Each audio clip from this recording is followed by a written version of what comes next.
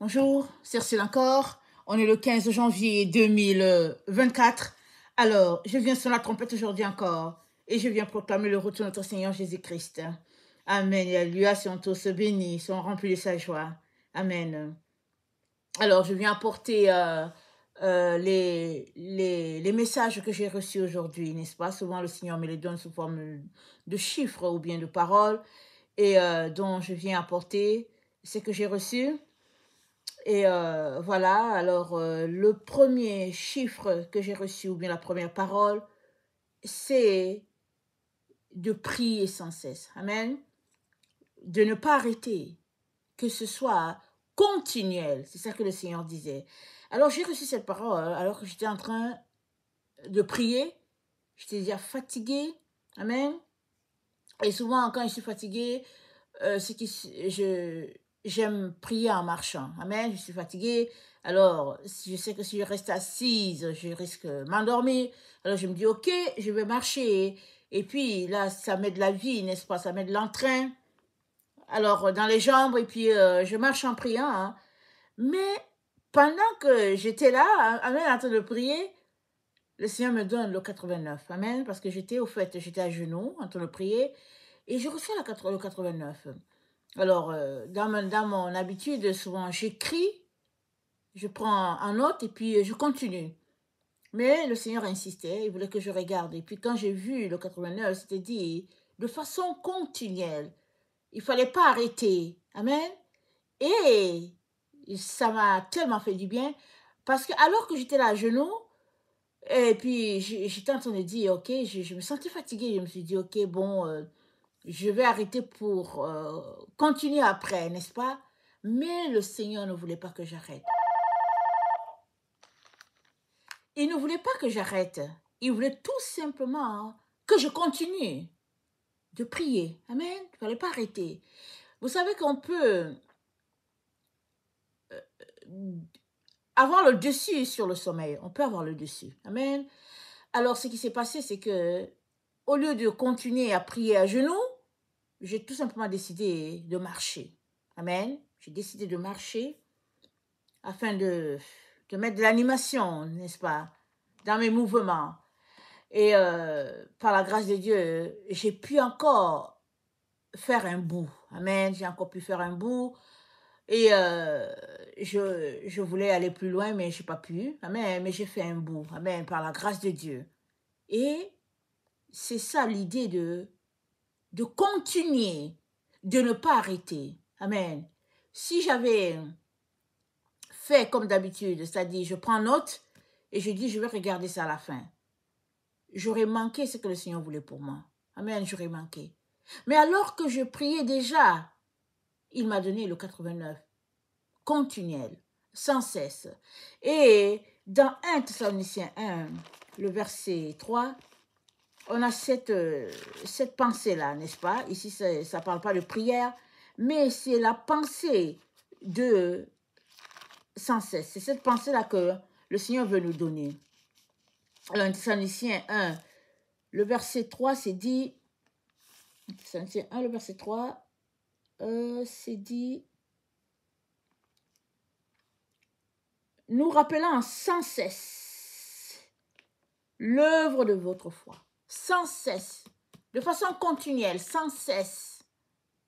Et souvent quand on est en train de prier, quand le Seigneur dit de ne pas arrêter, c'est parce qu'il y a des choses qui se débloquent, n'est-ce pas? Dans le monde spirituel. Alors que tu ne vois rien, les choses se débloquent. Alors que Jésus-Christ est allé prier, qu'il a pris ses disciples avec lui, Jean, Jacques et Pierre, Jésus-Christ revenait les trouvait toujours endormis. Il dit, vous n'avez pas pu prier 1 heure avec moi. Ils étaient fatigués. Ils n'arrivaient pas. Le sommeil avait le dessus sur eux. Vous savez, ce corps que nous avons, c'est un corps de terre, n'est-ce pas? Et souvent, nous avons besoin de le booster pour qu'il puisse tenir. Par exemple, en soirée, ne pas manger lourd, manger léger. Et, ou bien s'il faut manger, manger peut-être à partir de, peut-être au plus tard 18 heures. le temps de laisser au corps de digérer quand on est adulte, parce que les jeunes, eux, ils peuvent manger 2-3 fois le soir, et puis quand vient l'autre heure, ils ont déjà tout digéré. Mais quand on est d'un certain âge, c'est bien de ne pas manger le soir, ou bien, quand je dis de ne pas manger, on peut prendre un fruit, on peut prendre un thé, un petit biscuit, et sinon, ce serait bien, au lieu de manger vers les 20 heures, ce qui est lourd, ce serait bien de manger un peu plus tôt, 17 heures, 18 heures, et là, le temps que la nourriture se digère et tout. Et comme ça, on aura le temps pour prier. Parce que prier, c'est pas seulement pour nous. Le Seigneur a besoin de nos prières pour pouvoir avancer avec son œuvre. Amen. La Bible dit, Jésus est au ciel intercédant pour nous. Mais nous sommes quoi? Nous sommes à son image. Nous sommes appelés à être ses imitateurs. Paul a dit, soyez mes imitateurs comme je le suis de Christ. Et quelque part, ils disent, imitez Christ, comme moi aussi je l'imite. Et imiter Christ, c'est dans tous les domaines. Même dans le domaine de l'intercession. Parce que Jésus-Christ, il est intermédiaire entre le Père et nous. À combien plus forte raison, nous sommes-nous intermédiaires entre Dieu et les hommes, le monde, nos camarades, nos voisins, tous ces gens-là qui ne connaissent pas le Seigneur, nous sommes les intermédiaires. Amen. J'espère que tu pries pour tes voisins, pour tes camarades, tes collègues. Tu pries seulement, tu pries. J'espère que tu le fais. Parce que, alors que tu te mets à prier, là aussi les cieux viennent ajouter des siens. Et puis, on ne sait pas comment ça marche pour que les personnes pour qui tu pries, finalement, elles se convertissent. Amen. On a besoin de prier sans cesse. On n'a pas besoin d'arrêter. Et dans 1 Pierre 2, je ne sais pas quel verset vous allez regarder, c'est dit, soyez des pierres vivantes, capables d'offrir des sacrifices à Dieu. Ça veut dire de se sanctifier, de se purifier, de manière à ce que, quand tu ouvres la bouche pour dire, Seigneur, je prie pour telle personne, Dieu dit, accordez. Amen. Dieu dit, accordez. Accordez. Parce que c'est tel qui a prié, c'est tel qui a prié, il dit, accordez. Tellement ta vie est en faveur de Dieu. Et Dieu dit, accordez, accordez, accordez. C'est ça qu'il veut pour chacun d'entre nous. Amen. Donc 89 dans la concordance grecque. Et après, le Seigneur m'a donné le 4. Amen. Le 4. Dans la concordance grecque, le 4, c'est dit, il n'y a pas d'oppression avec Dieu. Il n'y a pas de lourdeur. Il n'y a pas de fardeau. Amen. Jésus-Christ s'est dit, recevez mon joug. Amen. Vous qui êtes fatigués et chargés, venez. Il dit, mon joug est léger. Amen. Il est léger, il n'est pas lourd. Il dit, prenez ça, ce que j'ai, c'est lourd, c'est léger, c'est pas lourd. Et Dieu dit, c'est pas lourd. Amen. Ce qu'il nous appelle à faire, c'est pas lourd. C'est pas oppressant quand il te demande de faire quelque chose. Ça veut dire que si tu te retrouves à faire quelque chose et que tu trouves que c'est oppressant, c'est difficile, très très souvent, c'est pas Dieu. C'est que toi, tu t'es mis le fardeau dessus, ou bien les hommes te mettent le fardeau dessus, mais c'est pas Dieu. Et quand on cherche Dieu, à un moment donné, on secoue tout simplement cette lourdeur, on se dit, je suis plus capable d'endurer. Amen. Alors, donc, dans la concordance grecque, le 4, c'est ça que ça veut dire. C'est pas de lourdeur avec notre Seigneur, c'est plutôt de porter son fardeau, qui est très très léger. Et dans la concordance en hébreu, le 4, c'est l'abondance, c'est les fruits, amen, qui émanent de la parole de Dieu. Le 4 dans la concordance en hébreu. Et aussi le 4, amen, si nous le faisons correspondre, n'est-ce pas, à ce que Jésus-Christ nous a dit, le 4 correspond au Dalet, amen, la 4e lettre de l'alphabet hébraïque, et ça veut dire la porte. Et Jésus-Christ, donnant l'enseignement quand il était sur la terre, il a dit, je suis la porte. Les gens le prenaient souvent au ridicule, mais il leur disait la vérité. Donc, dans Jean 10, au verset 7, Jésus-Christ leur dit encore, en vérité, je vous le dis, je suis la porte des brebis. Tous ceux qui sont venus avant moi sont des voleurs et des brigands, mais les brebis ne les ont point écoutés. Je suis la porte. Si quelqu'un entre par moi, il sera sauvé, il entrera, il sortira, il trouvera du pâturage. Le voleur ne vient que pour dérober, égorger et détruire.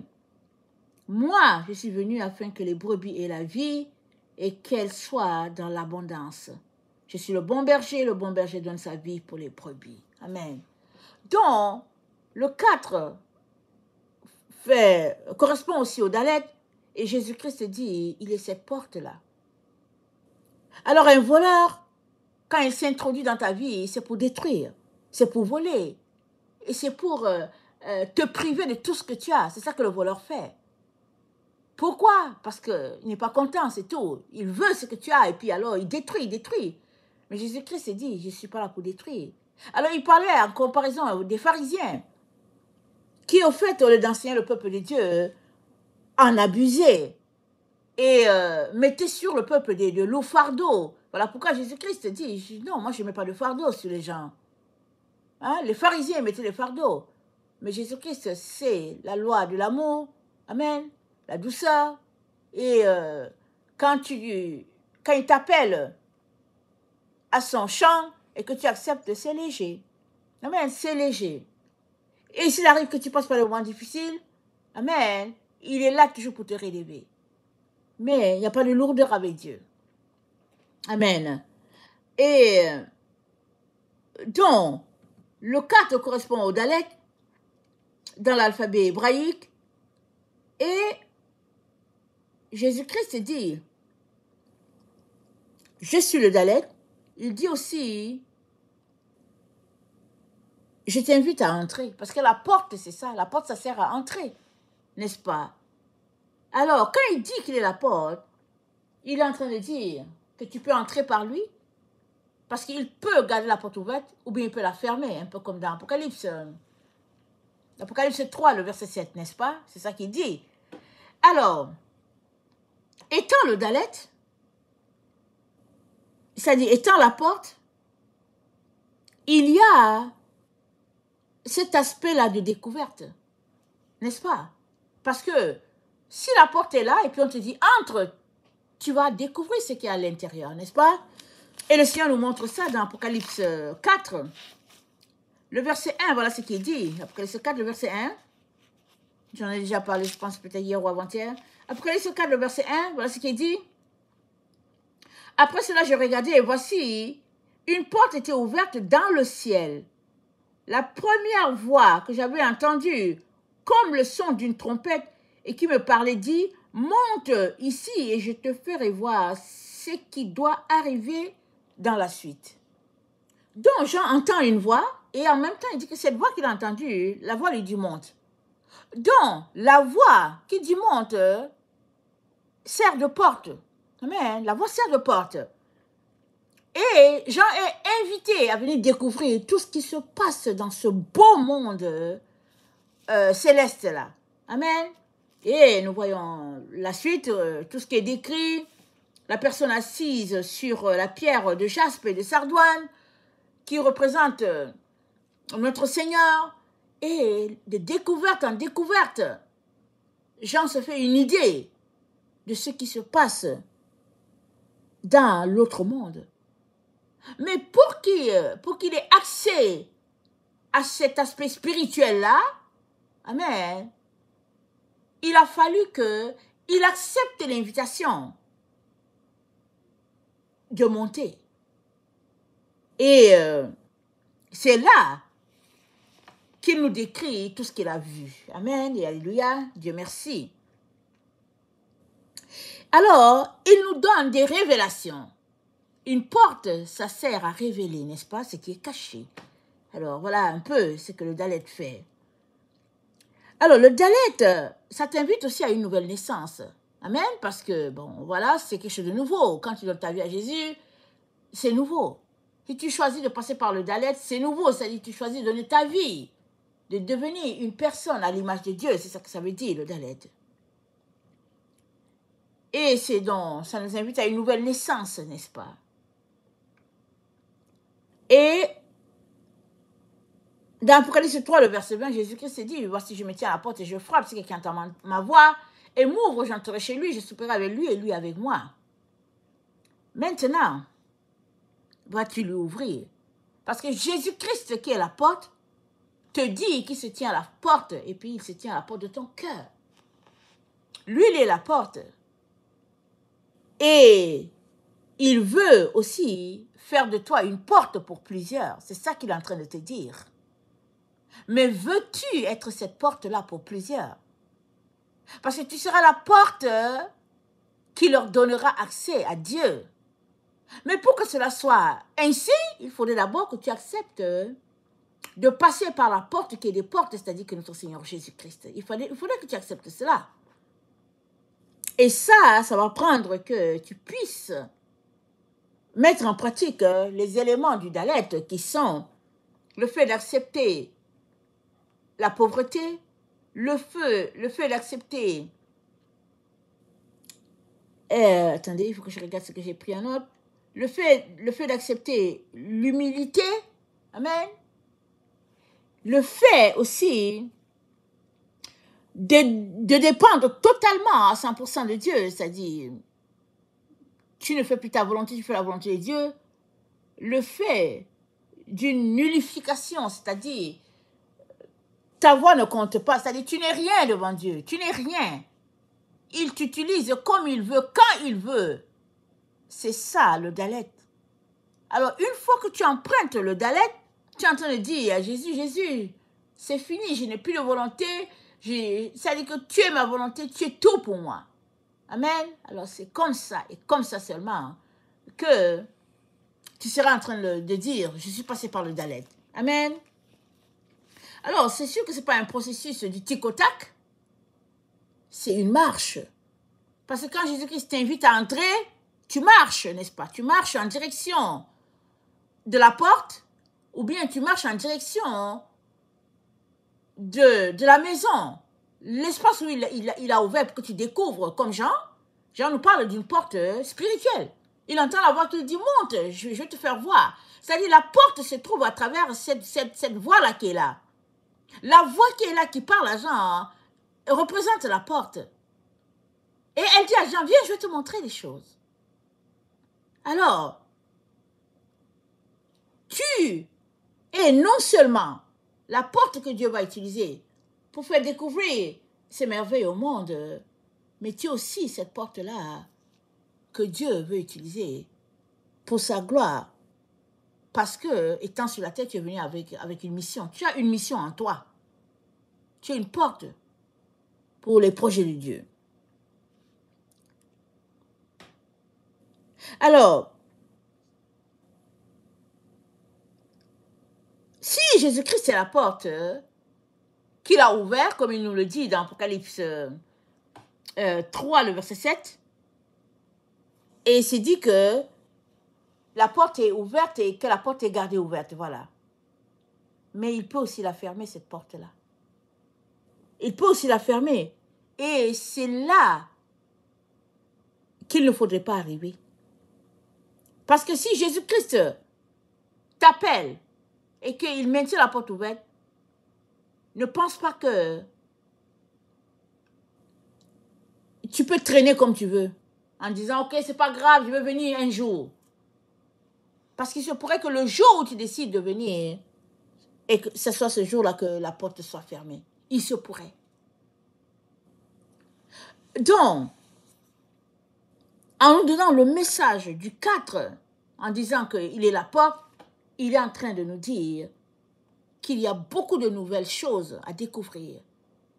C'est une étape nouvelle aussi. Parce que 2024, c'est une étape nouvelle. Alléluia. Tu as besoin d'entrer dans ce que Dieu a pour toi pour découvrir toutes ces nouveautés-là, tous ces trésors-là qui sont là, qui attendent que tu viennes à Dieu parce que tu veux une meilleure relation avec lui. Et alors que tu approfondis ta relation avec lui, il déverse sur toi les flots de sa bénédiction. Il ouvre tes yeux et tu peux voir tout ce qu'il a mis en réserve pour toi et pour son Église. Amen. Dans Luc 13, le verset 24, voilà ce qui est dit. Luc 13, verset 24. C'est dit, efforcez-vous d'entrer par la porte étroite, car, je vous le dis, beaucoup chercheront à entrer et ne le pourront pas. Quand le maître de la maison se sera levé et aura fermé la porte, et que vous, étant dehors, vous commencerez à frapper à la porte en disant « Seigneur, Seigneur, ouvre-nous », il vous répondra « Je ne sais d'où vous êtes ». Alors, vous vous mettrez à dire « Nous avons mangé avec toi, nous avons bu avec toi, tu as enseigné dans nos rues ». Il répondra « Je vous le dis, je ne sais d'où vous êtes, retirez-vous de moi, ouvrier d'iniquité ». C'est là qu'il y aura des pleurs et des grincements de dents. Quand vous verrez Abraham, Isaac, Jacob et tous les prophètes dans le royaume de Dieu et que vous serez jetés dehors. Amen. Donc, il ne s'agit pas de dire Jésus-Christ, je te suis, Jésus-Christ est mon sauveur et que j'ai emprunté sa porte et tout. Non. Parce qu'il dit, il y en a qui diront, j'ai mangé avec toi, j'ai bu avec toi. Il va leur dire, ouvrier d'iniquité, retirez-vous. Amen. Quittez devant moi et puis retirez-vous. Maintenant, l'iniquité, c'est quoi? C'est l'injustice. C'est l'injustice, c'est le fait que tu sais que cette chose-ci, c'est bien de le faire et tu ne le fais pas. Ça, tu es en train de commettre l'iniquité. Amen. Exemple, quelqu'un cogne à ta porte et puis la personne te dit qu'elle veut manger. Exemple, elle est sourde, elle te dit ça, elle écrit sur un bout de papier, elle te dit qu'elle est sourde. Tu as la nourriture, tu as tout ce que tu peux faire pour la personne, mais tu regardes la personne est bien bâtie, là, bien en forme, et puis tu regardes, tu dis non, moi je ne lui donne pas ma nourriture parce que je n'ai pas de preuve qu'il est sourd. Mais tu n'auras jamais de preuve. Excusez-moi de rire, tu n'auras jamais de preuve. Parce que la seule manière pour toi d'être sûr et certain que tu n'as pas été injuste, c'est de lui donner à manger, de lui donner quelque chose pour sa demande. Ainsi, s'il a menti, c'est entre Dieu et lui. Et s'il n'a pas menti, tu auras béni quelqu'un qui est dans le besoin. Mais la plupart des personnes, ce qu'elles font, elles disent « Oh non, mais je n'ai pas de preuve qu'elle est vraiment sourde. Je n'ai pas de preuve qu'elle est vraiment dans le besoin. Mais quand je la regarde, elle est tellement baraquelle qu'elle peut aller travailler. Et puis, bon, non, mon argent, c'est ceci, c'est là. » Et ça part. En train d'argumenter. Mais ce que Dieu est en train de nous dire ici, il est en train de nous dire que passer par la porte, c'est emprunter toutes les conditions qui sont celles de notre Seigneur, c'est-à-dire de marcher dans ses voies, de précepte en précepte, de vérité en vérité, laissant en périphérie la voie de l'ennemi et embrassant pleinement la voie de Dieu. C'est ça que Dieu attend de chacun d'entre nous. Quand nous disons, oui, Jésus-Christ c'est mon sauveur, j'ai pris la porte, j'ai emprunté la porte, c'est ça qu'il attend de nous. Que nous puissions laisser de côté l'iniquité, le monde de l'erreur, le monde de la méchanceté, que nous puissions laisser cela de côté et marcher dans ses voies, lui. Excusez. Alors Jésus-Christ se tient à la porte, Apocalypse 3, le verset 20. Il dit, je frappe. Alors, est-ce que tu vas lui ouvrir? Ou bien est-ce que tu vas trouver toutes sortes d'excuses pour ne pas ouvrir? Ou bien encore, est-ce que tu entends? Amen. Est-ce que tu entends quand il frappe? La plupart des gens n'entendent pas. Ils n'entendent pas quand Jésus frappe. Pourquoi? Le brouhaha de la vie, les préoccupations, on est tellement pris par-ci, par-là, en train de courir, etc., etc. Et on n'entend pas ce que Dieu est en train de faire. Dieu parle à chaque jour, à tout un chacun. Excusez que je vous le dise. À tout un chacun, Dieu parle. C'est tout simplement que tu n'as pas entendu. Soit tu étais trop dans la télévision, soit tes oreilles sont bouchées par les préoccupations de la vie, soit en fait tu n'as pas une notion de Christ et puis Dieu parle à tous les jours. La Bible dit, les regards de Dieu se promènent de par la terre parce qu'il cherche qui bénir. Chaque jour, Dieu se lève et dit, qui est-ce que je vais bénir aujourd'hui? C'est ça que Dieu fait. Tous les jours, il cherche qui il va bénir. Ses yeux se baladent sur toute la terre. Dieu veut savoir qui il va bénir.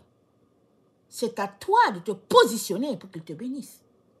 Mais si nous ne connaissons pas les Écritures, on ne va pas se positionner. Et se positionner, ça veut dire quoi? Ça veut dire se dépouiller. Amen. Alors si tu veux te bénir et que tu veux te positionner, ça veut dire que tu vas faire comme Corneille. La Bible dit que Corneille passait son temps à donner l'aumône. Tu vas faire comme Corneille. Corneille donnait l'aumône comment? Il allait à la place publique. Il allait donner à manger pour les personnes dans le besoin. Il y en a qui disent, oui, je me positionne pour que Dieu me bénisse. Mais leurs mains sont collées à eux. Leurs mains sont collées. Ils ne font aucun geste pour la gloire de Dieu. Pour l'avancement du règne de Dieu, ils ne font aucun geste. Ils disent, Seigneur, bénis-moi, bénis-moi, bénis-moi. Mais, excusez que j'ai ri. Avant que Dieu puisse te confier beaucoup, il a besoin de voir combien tu l'aimes. Parce que aimer Dieu, ce n'est pas juste recevoir de lui. Aimer Dieu, c'est aussi donner à Dieu. Et il n'y a pas de plus grand amour que de donner sa vie pour les autres. Et la Bible dit, il y a plus de joie à donner qu'à recevoir. Le don de soi, c'est ça l'amour. Si tu dis que tu aimes Jésus, qu'il est ton sauveur, qu'il est tout pour toi, alors tu devrais être une personne qui passe sa vie à donner, à se vider. Tout simplement parce que Jésus l'a tellement aimé que Jésus-Christ a tout donné à cette personne-là. Amen. Alors, à chaque jour, Dieu, son regard se balade sur la terre.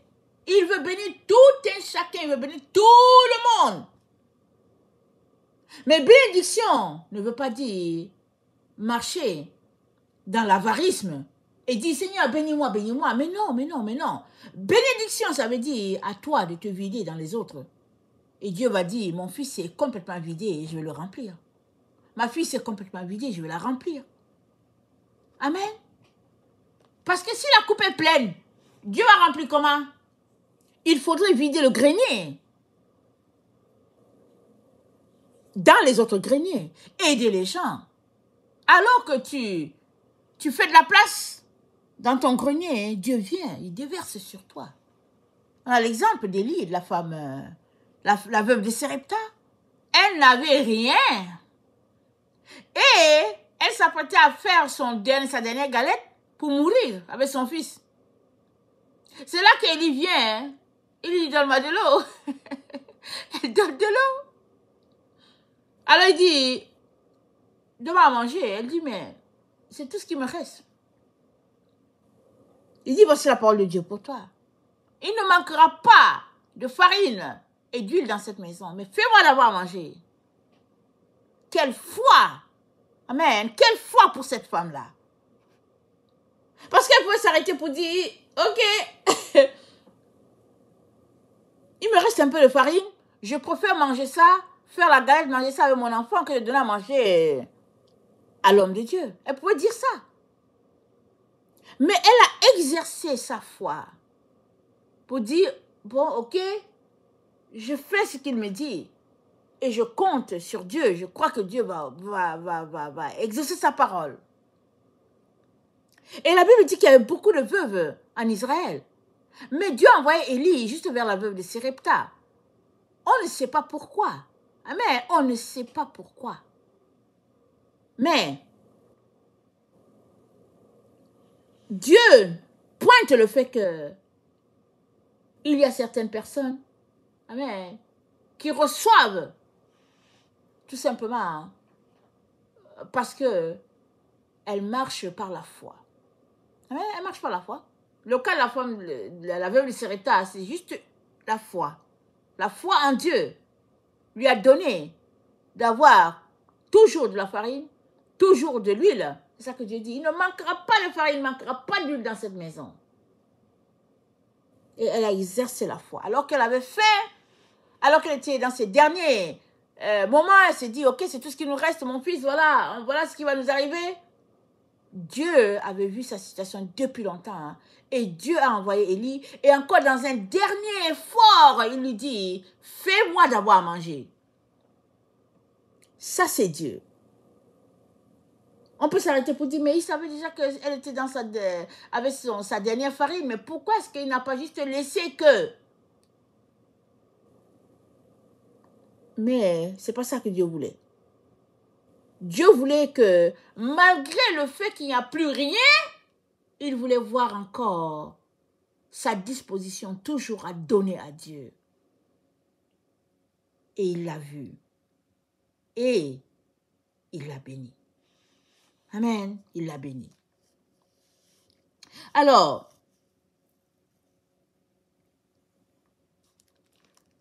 c'est dit, plusieurs frapperont à la porte. Seigneur, Seigneur, ouvre-moi. Et il répondra, je ne sais pas. Je ne sais d'où vous êtes. Pourquoi dit-il cela? Parce qu'ils n'ont pas bâti leur relation d'intimité avec le Seigneur.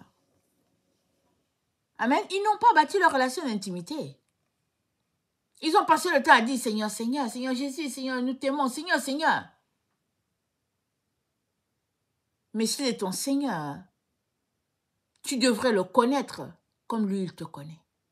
Et cette connaissance, c'est une connaissance d'intimité. Amen. C'est une connaissance d'intimité. Et chacun qui dit qu'il appartient au Seigneur doit arriver à ce point-là d'intimité avec Dieu. Ça, c'est très important. Bâtir sa relation de manière à laisser Dieu être au premier en tout. Voilà ce à quoi Dieu nous appelle. Et dans l'intimité, dans sa présence, il va nous donner tout ce dont nous avons besoin pour aller chercher l'autre qui ne le connaît pas, afin d'être cette porte-là pour cette personne. Amen.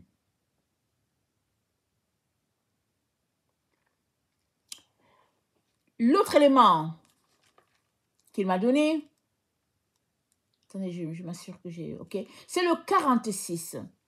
Dans le 46, ça va encore dans le sens de 4, dans le sens de nouveauté, n'est-ce pas? Dans 46, dans la concordance grecque, ça dit, c'est quelque chose de nouveau, quelque chose à explorer.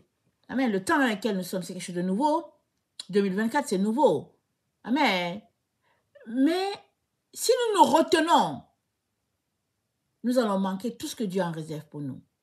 2024, ce n'est pas 2023, c'est 2024. Et tant et aussi longtemps que tu ne fais pas ce pas-là en direction de 2024, tu risques de rester dans 2023. Il y a plusieurs qui sont dans 2023 encore aujourd'hui, alors que nous sommes déjà au 15e jour de janvier. Et Dieu te dit, tu as besoin d'explorer le nouveau qu'il a pour toi. C'est dit quoi? C'est dit pour recevoir le vin nouveau, il faut vider son outre. Pourquoi? Parce que l'outre, elle est vieille et le vin qui est dedans est vieux. Alors se sanctifier, se purifier, c'est se vider de l'outre de manière à ce que Dieu puisse nous remplir maintenant de sa fraîche eau, de son frais, de son huile frais. Amen. Et j'ai reçu le 671. Amen. Dans la concordance en hébreu. Alors, le 671 dans la concordance en hébreu, c'est dit, je vais séparer ceux qui sont dans l'erreur de ceux qui sont dans la vérité. C'est-à-dire, on est dans le temps de la séparation. Amen. Nous savons que dans la maison de Dieu, il y a deux groupes, n'est-ce pas? Il y a ceux-là qui marchent selon Dieu, font leurs efforts. Pour marcher selon Dieu, ils ont pris une position et que tout le monde sait que celui-là, celle-là, c'est un enfant de Dieu. Rien à faire. Pour la vérité, c'est cette personne. Mais il y a d'autres qui sont juste là, ici, la mêlée. Ils ne veulent pas aller de l'avant. Et Dieu dit, on est dans le temps où la séparation se fait. Examine-toi clairement pour savoir où est-ce que tu es. Parce que Dieu est en train de séparer. les deux groupes. Le blé est livré, il est en train de séparer. Il est donc important que tu t'assures que tu ne seras pas coupé de Dieu. Amen. Et je viens lire un texte qui se trouve dans 4 Esdras. Amen, dans 4 Esdras. La Esdras, c'est dans la Bible Taube. Amen, je vous conseille de lire cette Bible-là. Apparemment, c'était la Bible pour ceux-là qu'on appelle les protestants. Et après, finalement, elle est devenue la Bible des catholiques. Et puis, ben voilà. Et puis, finalement, bon. Elle est là à la disposition de tout le monde, finalement. Alors, tu peux l'acheter et puis découvrir toutes les merveilles que Dieu a pour nous dedans. Amen. Alors, dans 4 Esdras 2, amen, Esdras, il a un autre nom, je l'oublie, mais c'était un prophète de Dieu, amen, qui a beaucoup consulté le Seigneur, qui a reçu aussi une part de la révélation de Daniel, et même avec beaucoup plus de détails même que Daniel.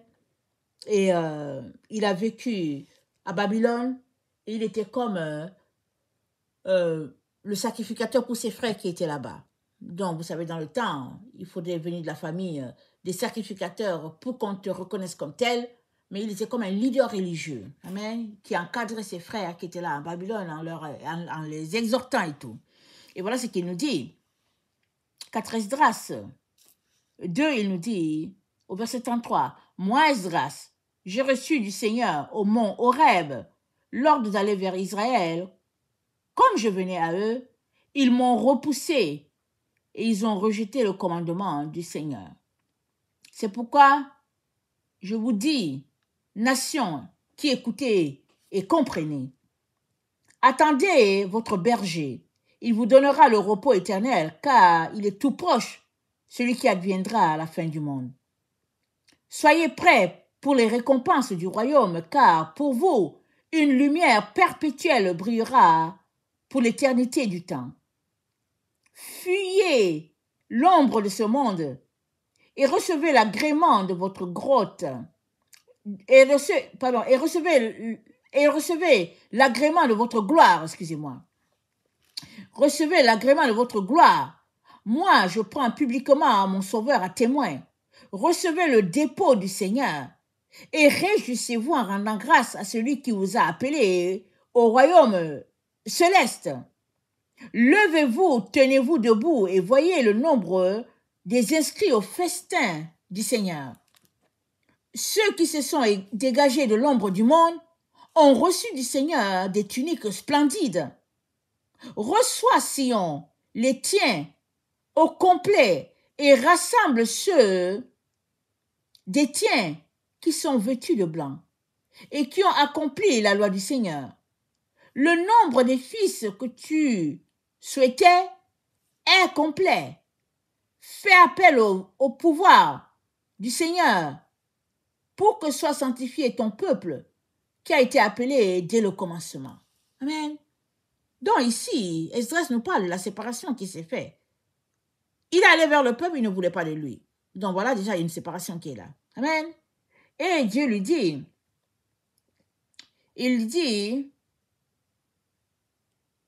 Dieu dit au peuple, n'est-ce pas, par la bouche d'Esdras, il dit, fuyez l'ombre de ce monde et recevez l'agrégation de votre gloire.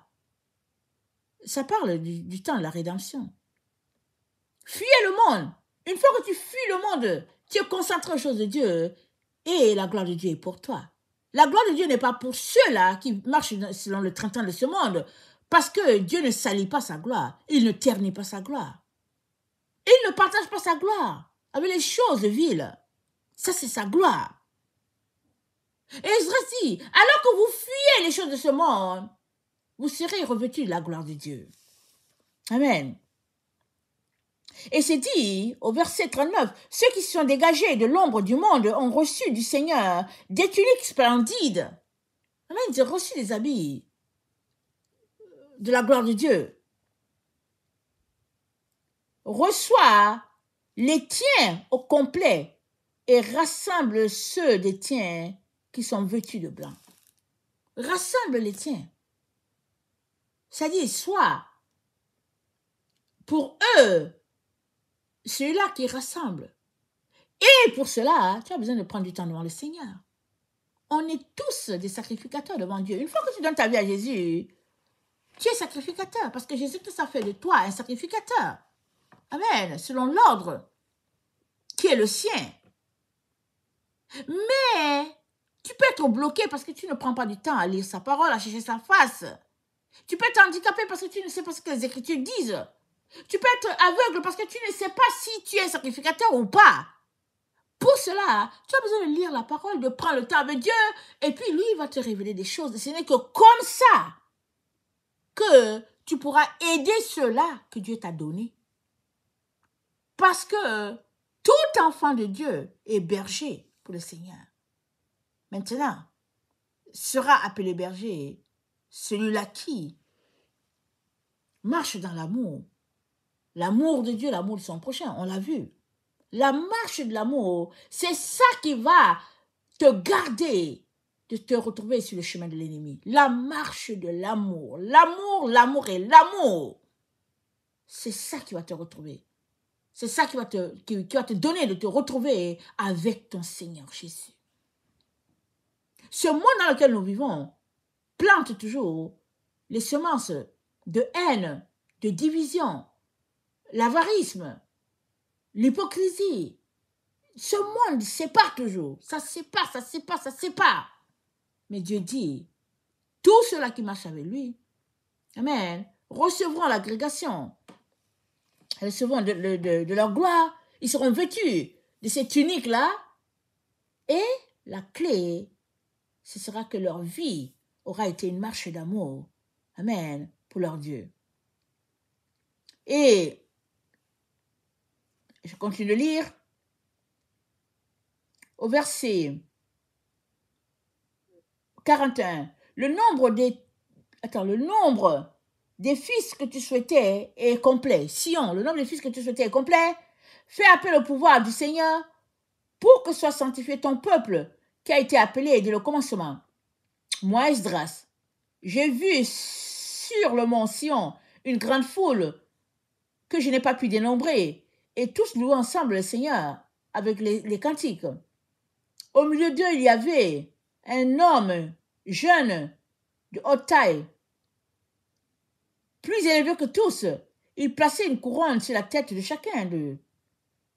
Et il les surpassait. Moi, j'étais saisi par le prodige.